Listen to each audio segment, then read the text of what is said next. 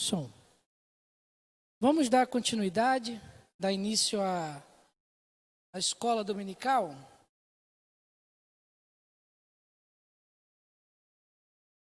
Agradecer o auxílio aí do pessoal do vídeo, pessoal da projeção, da mesa de som.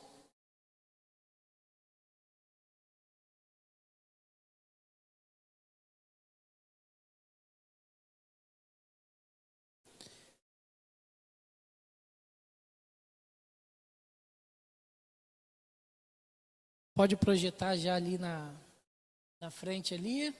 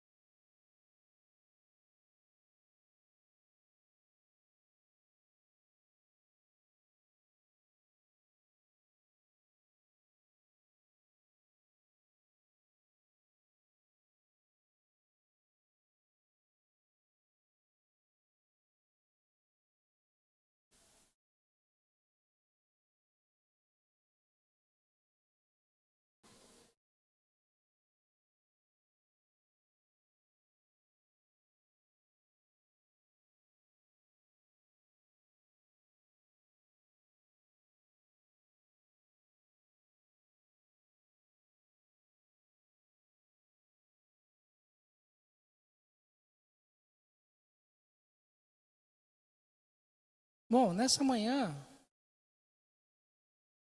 eu trouxe aqui para vocês, para a gente tratar sobre um tema que está nesse livro aqui, ó.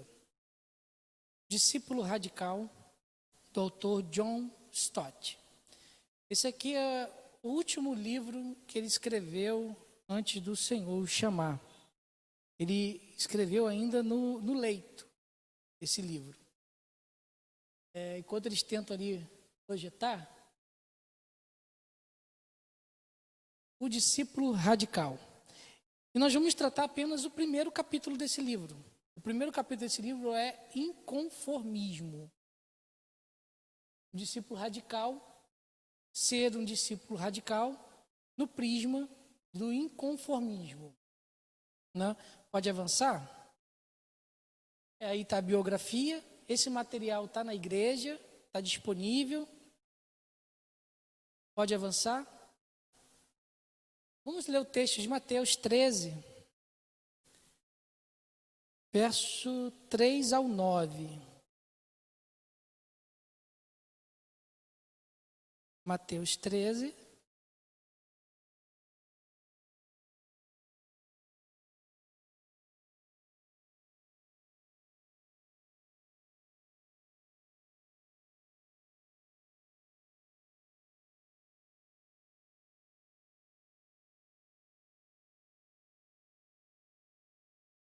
Diz assim: e falou-lhes de muitas coisas por meio de parábola, dizendo: certo semeador saiu a semear, e quando semeava, parte da semente caiu à beira do caminho, e vieram as aves e a comeram.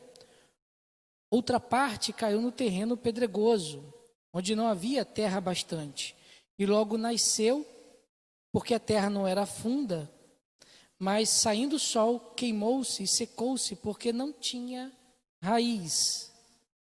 Outra parte caiu entre os espinhos, e os espinhos cresceram e sufocaram. Outra caiu em boa terra e deu fruto. Uma semente produziu a 100, e outra semente, e outra a 60, e ainda outra 30 por um. Quem tem ouvidos para ouvir, ouça. Por que discípulo radical? Né? Porque, primeiro, que discípulo implica em um relacionamento entre aluno e professor. Né? Não há um discipulado que não haja um aluno de um lado e um mestre do outro para ensinar. Né? Uma pessoa ser considerada discípulo significa que ela está sob disciplina. Ser discípulo de alguém é você estar sob disciplina daquele alguém. Você está sendo tutoriado por uma pessoa.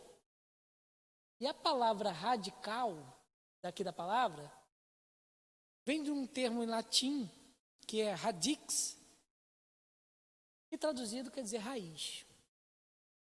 O texto que nós lemos diz que a semente que caiu no meio das pedras não sobreviveu durante o sol porque não tinha raiz.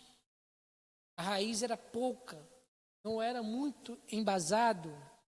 Então, uma pessoa ser um discípulo radical é aquela pessoa que tem raiz e conhecimento na propriedade do que o mestre ensina, do que é ensinado pelo mestre. Vamos avançar? John Stott vai dizer no livro o seguinte, que geralmente evitamos o discipulado radical sendo seletivo. A gente pega alguns ensinamentos do mestre que nós queremos e os que nós não queremos, abolimos da nossa vida. Escolhemos as áreas nas quais o compromisso nos convém e ficamos distante daqueles nas quais nosso envolvimento nos custará muito. Somos seletivos naquilo que queremos ou não de determinados ensinamentos. E muitos cristãos, muitas pessoas que estão pela igreja, usam textos para utilizar daquilo que a pessoa é forte para cima de outras pessoas, mas daquilo que a pessoa é fraca e tem debilidade, tenta ocultar e não ser levado nem para cima do púlpito ou no seu dia a dia. Ser seletivo, e isso é um cuidado que o discípulo radical não pode ter. Ser seletivo não é uma situação para ser um discípulo radical. E nós entramos, pode avançar, na primeira situação, que é o capítulo que nós vamos falar sobre inconformismo. Vamos ler o texto de Romanos 12, 2. Queria que uma pessoa abrisse em Romanos 12, 2, outro em Levítico 11, 45 e outro em 1 Pedro, capítulo 1, verso 15 e verso 16.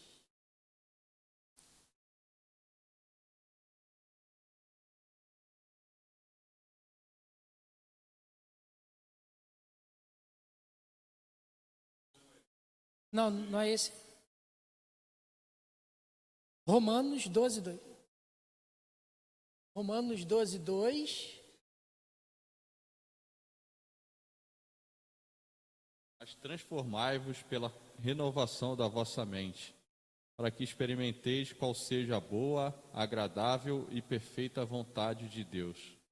Quem achou Levíticos 11, 45, levanta a mão que o microfone chega a vocês. Falou em microfone, todo mundo fica quieto, né?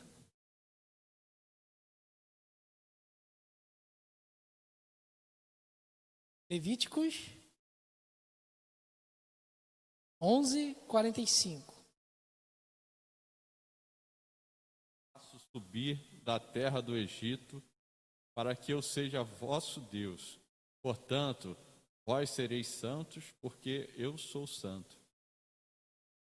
E 1 Pedro, capítulo 1, verso 15 e verso 16.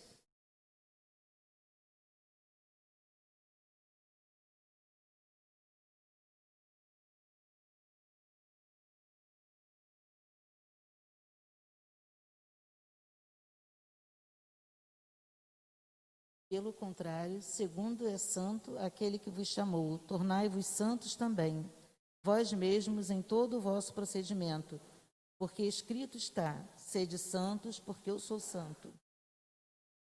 Aí Pedro puxa Levíticos para dentro do texto dele. Seria ótimo, do nosso ponto de vista de caminhada de fé, que se aprovasse o Senhor, pelo menos entre aspas, falou isso, e que no momento que nós convertêssemos, naquele mesmo exato momento que nós convertemos, fôssemos arrebatados aos céus, né? Mas não aprove Deus isso para a igreja dele. A igreja do Senhor na terra, a igreja que peregrina na terra, ela tem duas responsabilidades com a sociedade que está à sua volta. É uma dupla responsabilidade que nós temos em nossas costas. E nós não temos como fugir ou passar para outra pessoa, falar o seguinte: não, isso é coisa para pastor, isso é coisa para presbítero, é para diácono, é para líderes. Eu não. A igreja tem uma dupla responsabilidade. A primeira responsabilidade é que nós devemos viver, servir e testemunhar no mundo. Nós temos que viver nesse mundo, nós temos que servir nesse mundo e nós temos que testemunhar no mundo, as coisas que Cristo faz e tem feito em nossa vida. A segunda coisa que é uma responsabilidade nossa é que nós não devemos nos contaminar com o mundo. O que o mundo tem a nos servir não pode ser alvo de contaminação. Contaminação no sentido negativo, pejorativo, né? Não estou levando na totalidade de que tudo que está no mundo é ruim, né? Invoco aquilo que eu falei já em algumas aulas, que toda a verdade é a verdade de Deus. Se toda a verdade é a verdade de Deus, o que no mundo gera de verdade e nós utilizamos como responsabilidade de testemunhar de Deus, é feito.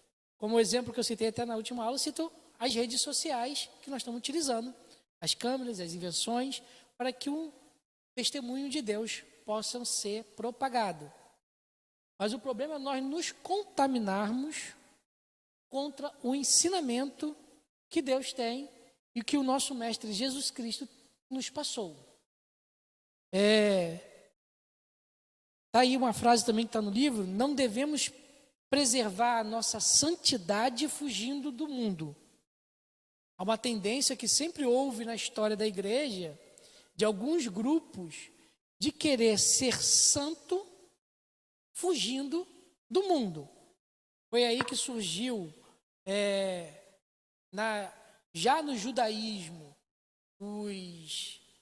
aqueles que estavam na região de Massada, os essênios, que foram para Massada e foi destruída depois. Temos na história da igreja os movimentos de monges que tentavam se preservar numa santidade, fugindo da corruptibilidade, né? E não é assim. Nós não temos que ter uma vida santa fugindo do mundo, mas estando no mundo. Mas também nós não podemos sacrificar a nossa santidade nos conformando com ele. Não, é que o governo falou que nós não podemos mais pregar sobre tal tema, se um tema não pode mais tratar em cima do púlpito, vamos parar de falar. Essa interpretação bíblica é antiga, vamos fazer uma nova tradução bíblica que seja inclusiva, né? Para que as minorias não possam ser afetadas. Nós não podemos fugir do mundo, mas nós podemos também sacrificar a santidade por estar no mundo. Né? Pode avançar? O texto, a história da Bíblia, vai dizer que Deus convoca um povo para si. É um chamado bíblico deles ter um povo para si. E Ele quer que esse povo seja diferente de todos os outros. Quando nós olhamos para a Bíblia, nós vemos Deus chamando homens e mulheres para perto de si. Esses homens e mulheres que estão dentro da sociedade, porém esses homens e mulheres não se confundem com a sociedade. Algumas pessoas vão dizer que foi esse um possível emblema gramatical e ortográfico para a utilização do termo cristãos em Antioquia. Atos, nós temos lá a palavra lá, que foi a primeira vez que eles foram chamados cristãos.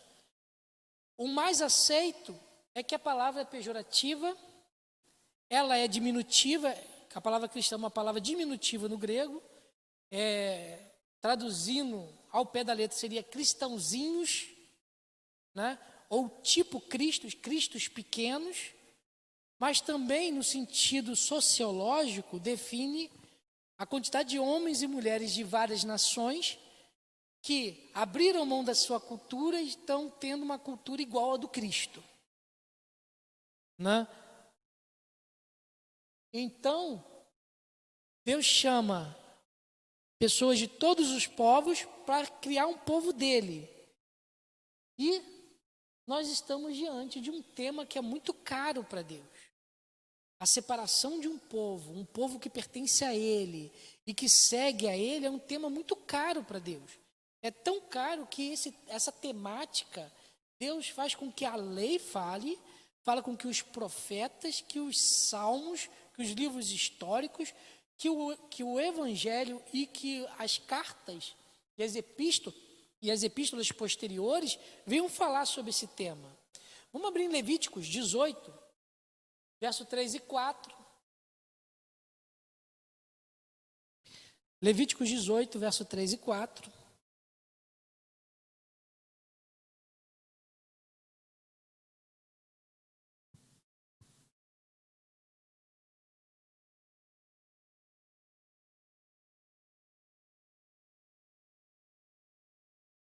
Depois outra pessoa em Ezequiel 11, 12, Mateus 6 e 8 e Romanos 12, 2, nós já lemos.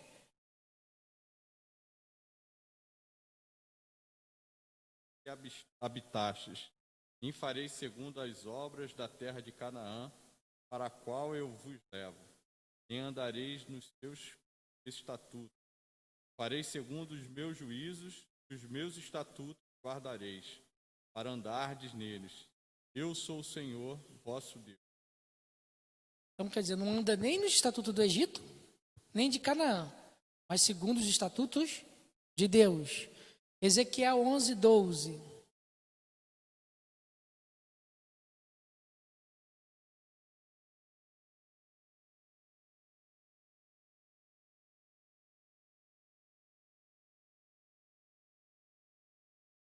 Vereis que eu sou, pois não andastes nos meus estatutos, nem executastes os meus juízos. Antes, fizeste segundo os juízos das nações que estão em redor de vós. Em Levíticos ele dá um anúncio para não andar segundo as nações à sua volta. Em Ezequiel Deus dá o veredito porque eles andaram, desobedeceram a Deus. Mateus 6, 8.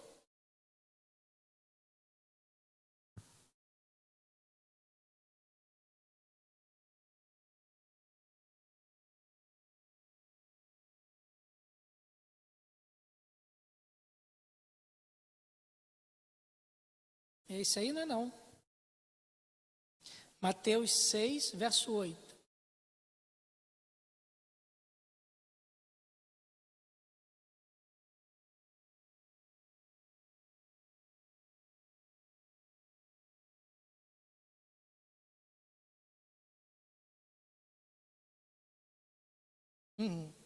É o início do verso só. Não vos assemelheis a eles, aos hipócritas da oração. Né? É o início do verso. Não ir igual à sociedade à volta.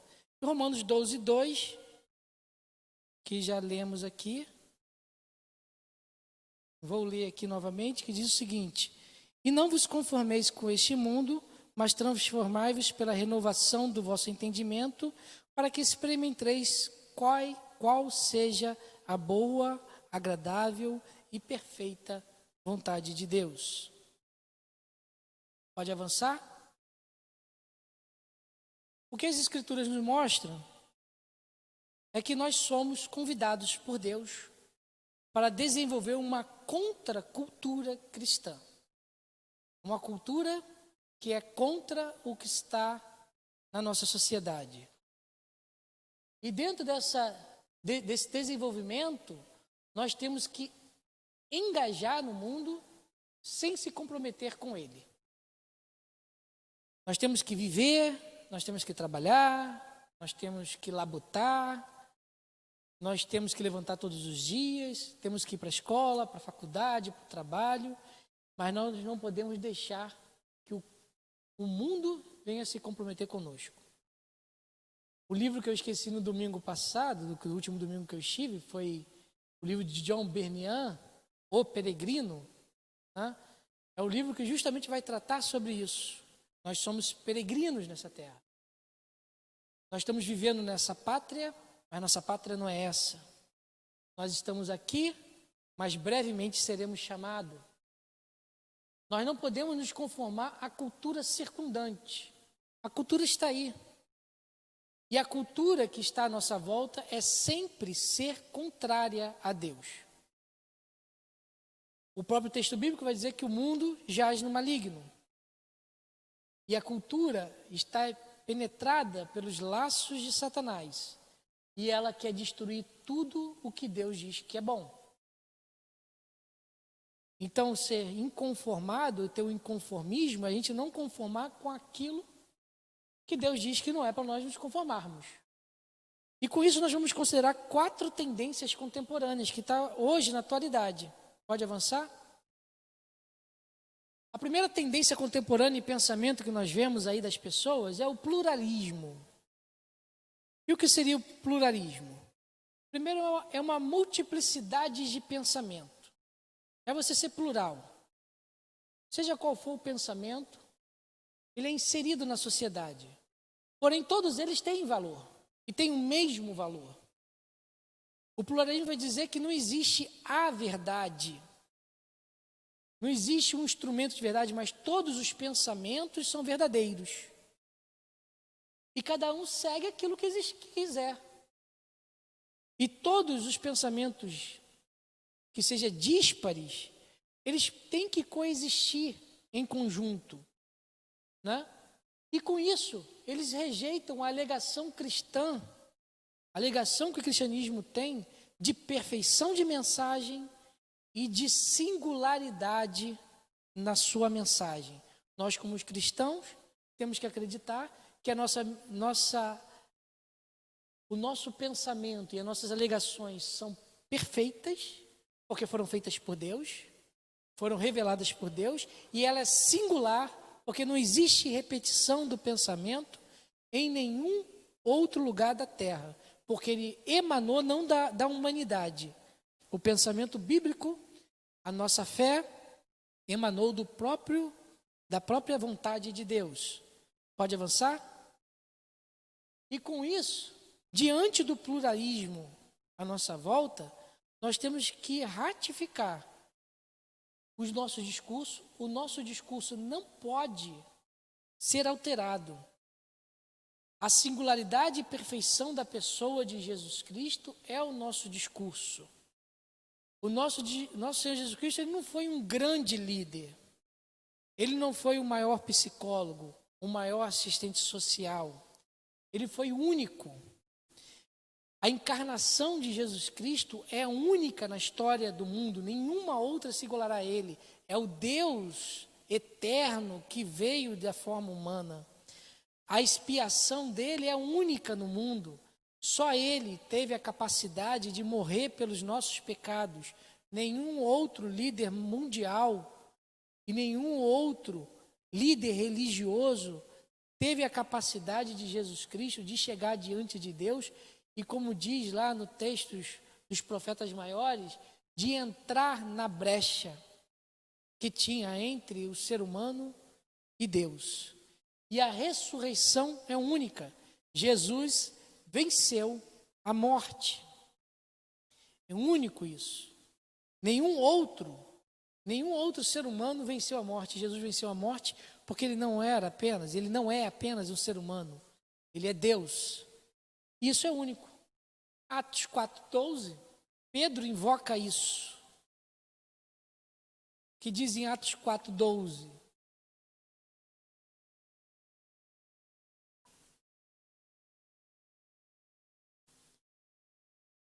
Vai dizer o seguinte: em nenhum outro há salvação, porque também debaixo do céu nenhum outro nome há, dado entre os homens, pelo qual devamos ser salvos.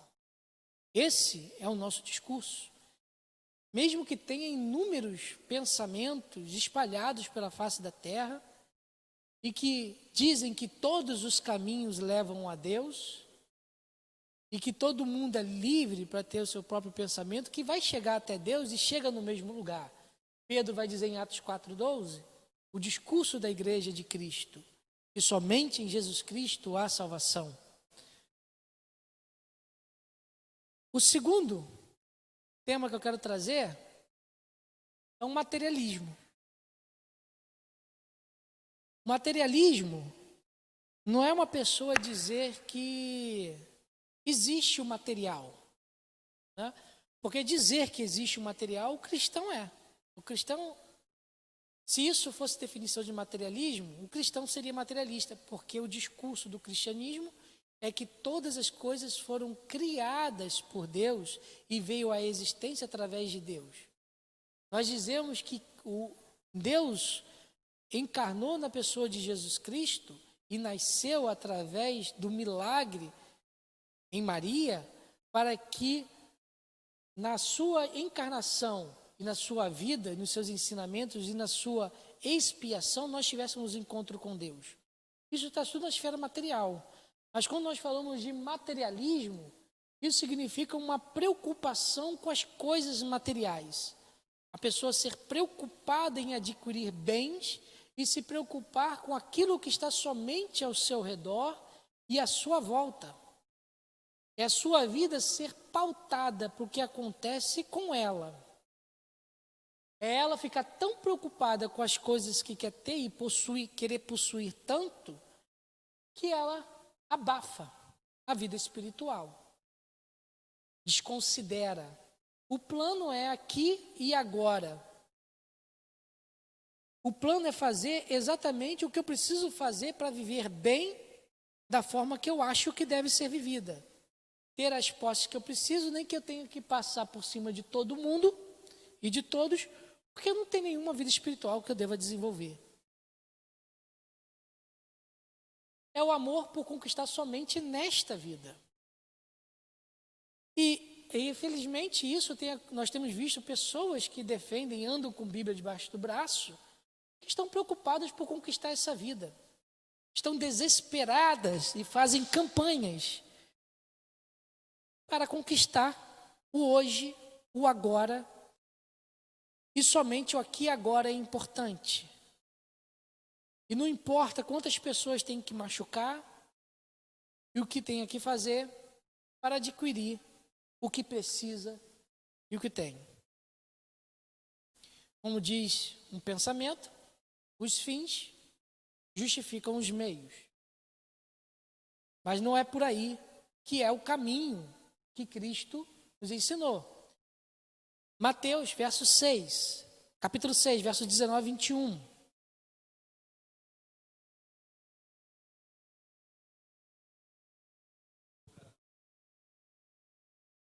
A ferrugem corrói, e onde ladrões escavam e roubam.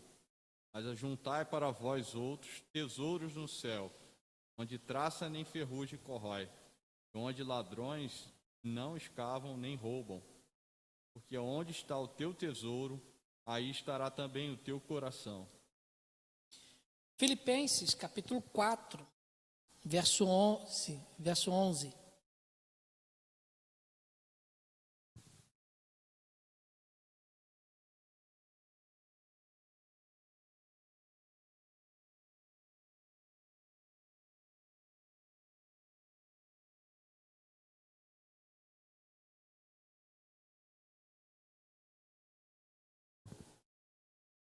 Quem achou? Filipenses 4:11. Digo isto, não por causa da pobreza, porque aprendi a viver contente em toda e qualquer situação. E 1 Timóteo, capítulo 6, verso 6 e verso 7.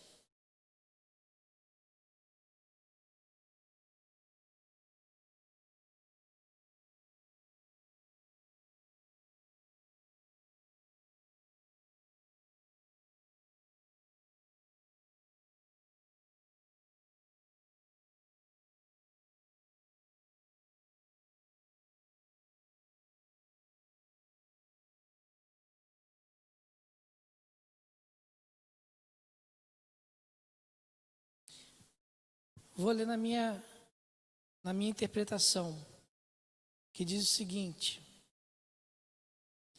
de fato, é grande fonte de lucro a piedade, com o contentamento, porque nada trouxemos para este mundo e nada podemos levar dele. Vamos avançar? O materialismo tem entrado muito forte na igreja nesse período, em que as pessoas até desconsideram o sofrimento e a dor das outras pessoas que estão à sua volta. As pessoas entram no culto preocupadas no que pode receber de Deus, mas não no que pode dar. E outro problema que nós temos é o relativismo ético. A ética ficou relativa. Dessa forma, a sociedade contemporânea, para ela, não existe quaisquer absolutos. O absoluto de uma verdade transcendental que transcende a humanidade virou para uma sociedade que é ética por comportamento, por herança recebida, ou que algumas ideologias falam, é uma ética patriarcal, recebida de uma sociedade judaico-cristã, e não de uma forma absoluta dada por Deus. E com isso eles desfazem todos os padrões morais que nós temos. O que é errado, o que nós ditamos como errado, não é mais errado, é só um ponto de vista que nós fomos oprimidos pela herança dos nossos pais. Adultério não é pecado. Ter relacionamento antes do casamento também não. Isso aí é tabu. É coisas do pensamento judaico-cristão. E é isso que o relativismo ético está fazendo. O conceito de pecado deixa de existir nessas pessoas, de certo e errado, para simplesmente o seguinte: o que eu faço porque acho que é certo. E não sou pegado a isso. E até um certo ponto, que até aquilo que é dito como crime, não foi crime. Eu acho que está certo, pode ser feito. Tudo é lícito, tudo se torna lícito. Não está nada proibido. Como diz até um cantor da música popular brasileira, a favor de todo tipo de droga ilícita. Porque não é nada errado. É relativo. Se infelizmente as drogas destruíram uma família, o que eu posso fazer? Mas cada um segue o caminho que quer. É o relativismo. Pode avançar? Com isso, mais uma vez, nós temos duas culturas no mundo. Existem dois estilos de vida. E nós, como cristãos, devemos aplicar em nossa vida e no nosso conceito, no nosso dia a dia, os princípios bíblicos em cada situação. O princípio bíblico tem que ser a alavanca do nosso dia a dia. E não o que a cultura diz. E não que homens e mulheres dentro de alguma instituição, que se dizem que são professores de ética, de moral, diz que é certo ou errado. O que nós temos que ter é o senhorio de Jesus Cristo em nossa vida. Isso é fundamental para o comportamento cristão. Que, na verdade, como eu comecei falando, nós não estamos aqui, entramos dentro da igreja e sentamos para ser uma plateia de um dirigente, ser plateia de um grupo de louvor e de um orador que sobe em cima do púlpito. Nós sentamos aqui e viemos à igreja porque nós somos discípulos do nosso Senhor Jesus Cristo. O meio do encontro é um meio que nós temos e fazemos para que o Espírito Santo opere em nossas vidas, para que a cada dia nós possamos parecer cada vez mais com Ele. Como diz lá em Filipenses 1,6, pode abrir lá em Filipenses 1,6, depois a gente abre nisso aqui, Filipenses 1,6.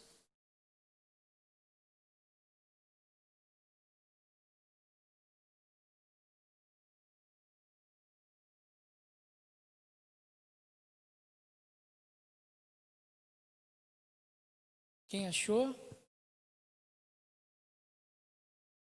E aquele que começou boa obra em vós há de completá-la até ao dia de Cristo Jesus. Aquele que começou a boa obra há de completá-la. A nossa obra, a obra em nossas vidas está em complemento pelo Espírito Santo até o dia de nós nos encontrarmos com Ele. O nosso Senhor é Jesus Cristo e nós temos que ter o senhorio dele em nossas vidas. Isso define o comportamento de ser cristão. Lucas 6:46.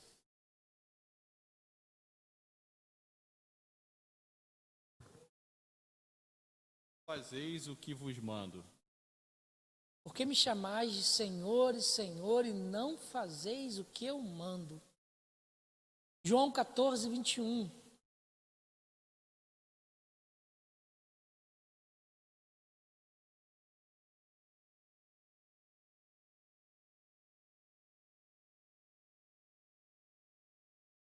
Os mandamentos e os guarda, esse é o que me ama.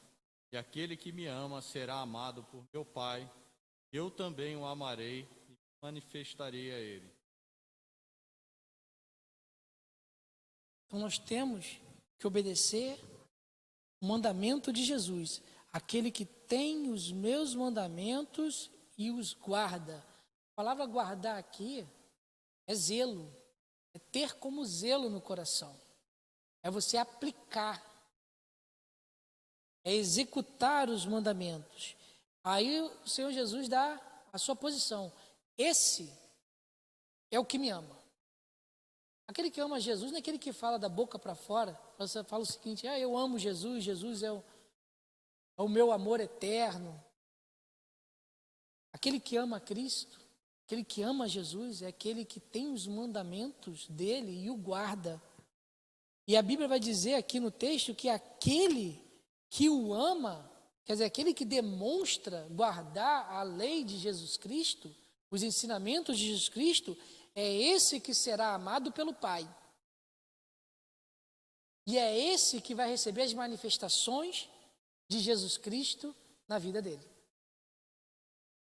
É nesses que o Senhor irá manifestar. Vamos avançar? Estamos indo para a última teoria contemporânea que eu quero trazer nessa manhã, que é o narcisismo. O narcisismo cresceu grandemente na sociedade contemporânea, na sociedade pós-moderna, ou até neocontemporânea, como dizem alguns estudiosos. E o termo narcisismo vem de um conceito mitológico. Vai dizer que Narciso, ele era uma pessoa que amava tanto a sua beleza e admirava tanto a si mesmo, que ele ficava olhando a sua imagem, admirando a sua imagem no rio. Ele olhava para a imagem do rio e ficava admirando. Até um certo ponto que ele caiu nesse rio e morreu afogado. Então, narcisismo na psicologia ou na psicanálise vai dizer que é um amor excessivo pela própria pessoa. É a pessoa se amar de tal forma que ela não consegue sair de si mesma e não consegue olhar nos outros. A pessoa não ama, um exemplo que a pessoa não ama a mãe. Ama ele na mãe. Não ama o pai, ama ele no pai. Não ama a sociedade, ama ele na sociedade. Ele é tudo e tudo é para ele. Né? É uma admiração desmedida por si mesmo, e isso está acontecendo muito. Em vários graus, até o excessivo, as pessoas estão voltando para si, se preocupando só com o seu bem-estar. A pessoa que está do lado, até às vezes do lado do banco da igreja, não interessa nem um pouco. As dores que o outro está sofrendo não é nem um pouco interessante. O interessante é como que eu estou. Estou na igreja, estou de braço levantado, estou bem, e o resto que não quero nem saber. É o narcisismo. Até o excessivo, de que essa pessoa, para se sentir bem, é capaz até de pôr a vida dos outros em risco. A pessoa, para se sentir bem à vontade e querer o que quer, rouba medicamento do hospital de pessoas que estão com câncer para ela ter o lucro que ela precisa. Porque ela tem que se sentir bem e que a outra pessoa não fique. É uma admiração desmedida a si mesmo. Na história da religião e dos movimentos, na década de 70 surgiu um movimento chamado Movimento Potencial Humano. Na década de 70. Na década de 80 para 90, esse movimento se incorporou a um movimento muito conhecido nosso, que já escutamos várias vezes, mas às vezes não temos o devido conhecimento do movimento, que é um movimento de nova era. E o movimento do potencial humano, ele ia enfatizar justamente a necessidade da autorrevelação. A pessoa tinha que se autorrevelar. Esse movimento convidava as pessoas a olhar para dentro de cada um, explorar os sentimentos que tem e esquecer das pessoas à sua volta e circundantes. É um movimento totalmente narcisista que tinha como objetivo o indivíduo e não a sociedade. Ele vai avançar, pode avançar, para dizer o seguinte, que a solução dos nossos problemas está no nosso interior. Se nós temos algum problema, nós temos que vasculhar em nossas vidas e encontrar esse problema. De uma tal medida que não há necessidade que nós tenhamos qualquer salvador. Não precisa de um agente externo que venha trazer salvação para nós. Nós mesmos podemos ser o nosso próprio salvador e salvarmos do que está acontecendo em nossa vida. Infelizmente, esse pensamento entrou em algumas comunidades evangélicas, principalmente nos Estados Unidos, onde o movimento foi originário. E andou mais rápido para o lado que aqui, mas aqui também entrou em muitos. De uma tal forma que, em algumas comunidades, começou-se a falar que nós temos que amar a Deus, nós temos que amar ao próximo e nós temos que amar a nós mesmos. Colocando 3 segmentos, mas só que quando nós olhamos para o texto sagrado, Jesus Cristo vai dizer só apenas 2 segmentos. Quais são os 2 grandes mandamentos que nós temos? Amar a Deus com toda a nossa força, com o nosso todo entendimento, e até o próximo, como a si mesmo. Quando ele abre um terceiro item nessa situação, eticamente, fazendo uma analogia ali, é você agir por si próprio, de tal forma que você pode agir para ser feliz. Você tem que fazer para ser feliz. Não importa que você tenha que, abre aspas, e pegando os jornais sensacionalistas que nós temos hoje em dia, de nunca se separar a tal ponto que você pode agredir a sua esposa para não acabar com o casamento. Acorrentar a família ou tirar a vida de alguém. Mas eu sou importante. Eu tenho que me amar de tal forma de que os meus prazeres têm que ser atendidos. Vamos avançar? É um erro no pensamento cristão isso. O primeiro erro nesse pensamento é que Jesus Cristo resumiu a lei em 2 mandamentos que eu citei. Jesus reduz toda a lei, todo o Pentateuco, em 2 pensamentos, em 2 mandamentos. Segundo, Timóteo vai nos dizer. 2 Timóteo, livro de 2 Timóteo, Paulo vai dizer em Timóteo, melhor dizendo, 2 Timóteo capítulo 3, verso 2.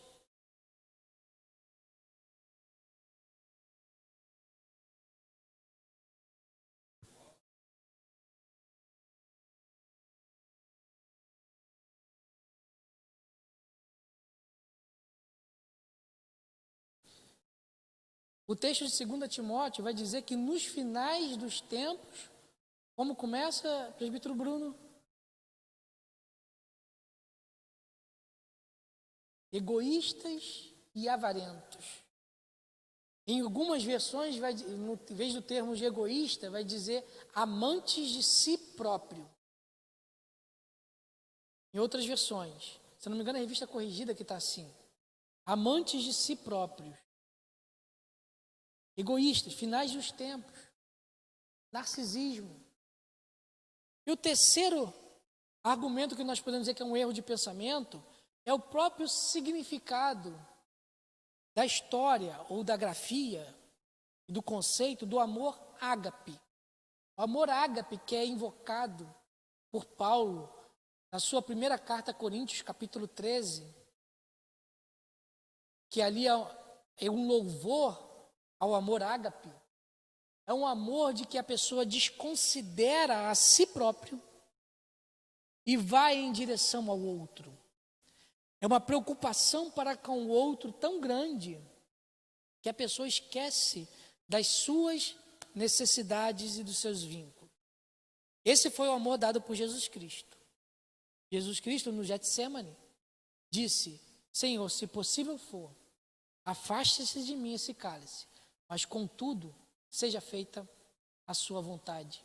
Jesus Cristo esqueceu das dores e abriu mão das dores que ele ia passar pelo amor das vidas que seriam salvas através do sacrifício dele. É a história dos apóstolos, é a história dos homens e mulheres de Deus da história da igreja que deram a sua vida, esqueceram de si por amor ao evangelho. É a história dos missionários, a história de Hudson Taylor, que na China enterrou esposa e filhos, mas pregou o evangelho. A história de Simonton, fundador da igreja presbiteriana do Brasil, no século XIX, que apenas 7 anos de ministério no Brasil, morreu de febre amarela, teve 3 febres amarelas, mas ele continuou pregando o evangelho. É se dar em relação ao outro. Mas aí como que é nós, como que fica cada um de nós nesse conceito aí de 2 mandamentos? O indivíduo, nós como indivíduo, nós temos um misto de autoafirmação e autonegação. O ser humano individual, quando nós olhamos para nós mesmos, nós temos que ter um misto de autoafirmação e autonegação. Pode avançar? A primeira coisa é que nós afirmamos tudo o que está em nós e procede da criação de Deus e da redenção de Jesus Cristo. Afirmamos os atos de Deus em nossa vida. Afirmamos o que Ele é e o que Ele fez para nós. E nós negamos também tudo que pode estar ligado à queda, tudo que nós herdamos do pecado. Negamos em nós tudo aquilo que é proveniente da ação dos nossos representantes, Adão e Eva. Então, eu não estou acima de todos a ponto de eu ficar tão feliz e criar uma felicidade tanto que eu venha passar por cima dos outros. Passar por cima dos outros é uma negação do pecado. Eu não posso. Eu não posso fazer uma pessoa escrava em sentimentos, porque justamente eu quero ser feliz. Nós devemos coibir a força do narcisismo em nossas vidas. O projeto de Deus para a igreja no sentido metafísico da palavra, não a igreja templo, mas a igreja que somos nós, a reunião dos santos que se reúnem em um determinado lugar, é que nós sejamos uma comunidade de amor, esse amor sendo ágape, de adoração e de serviço. Quando nós sentamos dentro da igreja, quando nós fazemos parte de uma comunidade de homens e mulheres, nós fazemos parte para amar o nosso próximo, para adorar a Deus Todo-Poderoso e para nós servirmos uns aos outros. Servir a nossa comunidade, servir aqueles que estão precisando. Esse é um dos fatos tão preeminentes que nós temos, e às vezes nós batemos tanto, o presbítero Eliezer hoje puxou esse tema, que é em relação dos dízimos e ofertas. O dízimos e a oferta, ele é um instrumento de serviço na casa do Senhor. Não é simplesmente pagar uma conta de luz. Não é simplesmente comprar os aparelhos e os equipamentos que nós temos. É servir os nossos bens para que a palavra do Senhor se mantenha através das nossas vidas. E muito mais que dízimos e ofertas. Dízimos e oferta é uma das partes que nós doamos, devolvemos para Deus como mérito para que a obra de Deus aconteça. Porque quando nós falamos de proventos, falamos de valores financeiros, nós estamos falando efetivamente de trabalho. Hoje em dia nós convertemos trabalhos em dinheiro. Mas também, puxando um pouquinho lá da lei da física, né? Trabalho é energia. Se trabalho é energia, nós também damos o nosso suor, o nosso trabalho, o nosso esforço. Nós ajudamos com que o nosso trabalho na sociedade se transformou em dinheiro, mas também nós damos a capacidade dos dons que Deus deu para que o serviço dele aconteça na terra. Tem muita gente também que tenta fazer ao contrário, né? Já estou dando meu dízimo, já estou dando minha oferta. Que a liderança faça agora. Mas nós temos que ser uma comunidade serviçal.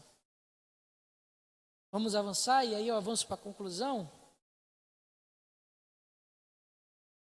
A igreja de Jesus Cristo, ela foi chamada para ser uma igreja que zele por um inconformismo dentro dela. Nós temos que ficar inconformados. Nós temos que ficar inconformados com o pluralismo que está na nossa sociedade. E com isso, devemos ser uma comunidade da verdade. Nós não podemos reduzir a nossa mensagem porque a sociedade quer. Não podemos ficar refém daqueles que estão à nossa volta. Devemos continuar sendo a comunidade da verdade. Nós devemos ser inconformados com o materialismo que está à nossa volta. Nós temos que ser a comunidade da simplicidade.